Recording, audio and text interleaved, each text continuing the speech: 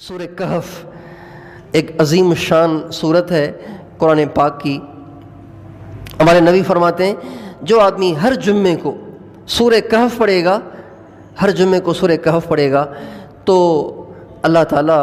اس کو زمین سے لے کے آسمان تک اتنا لمبا چوڑا نور عطا فرمائیں گے جو قیامت کے دن اس کو کام آئے گا۔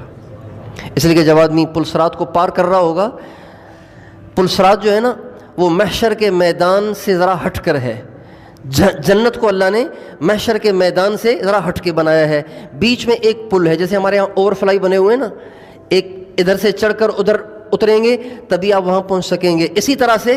جنت کی طرف میدان محشر والے جب جائیں گے تو راستے میں پل صراط کو ان کو کراس کرنا پڑے گا، اور پل صراط کا جو راستہ ہے وہ بہت باریک ہے، انسان نہیں چل سکتا اس پہ جب تک کہ اللہ تعالیٰ کی مدد اس کے ساتھ نہ ہو، اللہ تعالیٰ کی توفیق اس کے ساتھ نہ ہو۔ پھر اس پل صراط کے نیچے، ہمارے ہاں تو اس پل کے نیچے سڑک ہے، گرے گا تو سڑک پہ گرے گا، لیکن وہ جو پل ہے اس پل کے نیچے جہنم کی بھڑکتی ہوئی آگ ہے، جو اس سے گر گیا وہ دوزخ میں چلا جائے گا۔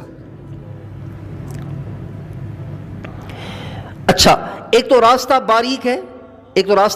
ہے، اور پھر ہوگا بھی اندھیرا، کیونکہ جہنم کی آگ بھی سرخ نہیں ہے، جہنم کی آگ بھی کالی ہے، جہنم کی آگ کالی ہے۔ یہ دنیا میں سمجھ میں نہیں آئے گا، اس لیے کہ دنیا میں جو آگ ہوتی ہے نا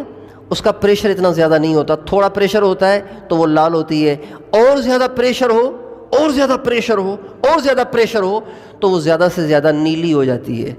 ہری ہو جاتی ہے، گرین ہو جاتی ہے۔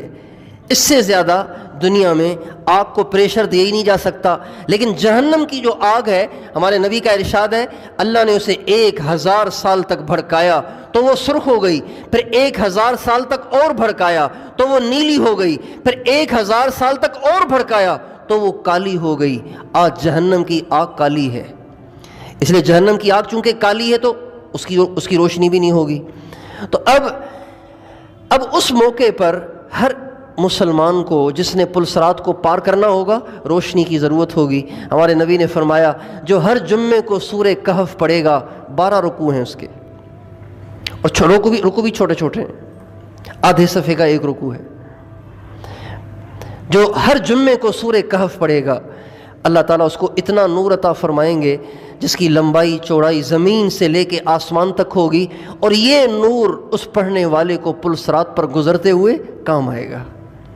تو ہمیں سورہ کہف پڑھنی چاہیے، اور ہمارے نبی نے یہ بھی ارشاد فرمایا جو جمعے کے دن سورہ کہف پڑھے گا، دجال جب ظاہر ہوگا تو دجال اس کو کافر نہیں بنا سکے گا۔